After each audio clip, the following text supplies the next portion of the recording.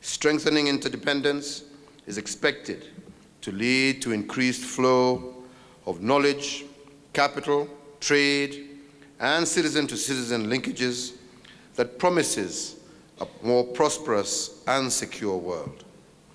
Indeed, in this context, your discussions should be practical enough and easy to implement in a timely fashion, but bold enough to make a real change in the lives of our people. Indeed, as we have already heard, that one of your keynote debates is on the challenges and opportunities of demographic growth. And since so much of that conversation has historically been about the challenges, which I believe are clear to all of us, ladies and gentlemen, there are two major trends underway at the moment.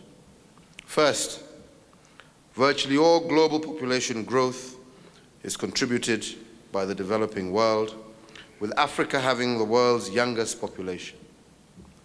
Secondly, it is notable that Europe and other developed parts of the world have a population dynamic that is the exact opposite.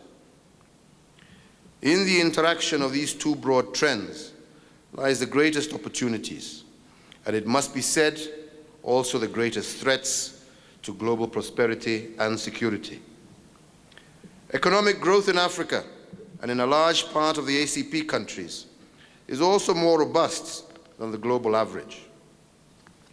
The combination of a resilient, strong growth and a youthful population, plus the highest yields on investment, means that the source of global economic growth will increasingly continue to be Africa and the rest of the developing world. In the developed world, growth is dragged, and indications are that it will remain modest, particularly as population growth remains limited. Yet most capital and technology is concentrated here. To sustain that level of capital and technology owned by a private sector, it requires continuous growth and dynamic economies.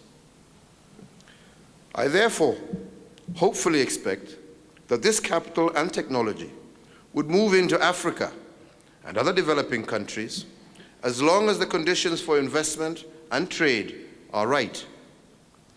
That should be your single greatest responsibility as the ACP-EU Joint Parliamentary Assembly, to ensure that the rules of trade and doing business and the positive linkages between our peoples serve this historic shift. It is the increased investment in the developing countries that will create the jobs for our young populations, the prosperity for our countries, and generate the revenues our government needs to give a helping hand to the most vulnerable in society. By empowering the most vulnerable population, this will no doubt foster global peace. The reverse are the challenges which I do not want to dwell on. Suffice it to say that as long as the present economic and geopolitical conditions apply, we will continue to see Africans drown in the Mediterranean as they desperately seek opportunity in Europe. This, I believe, does not have to be the case.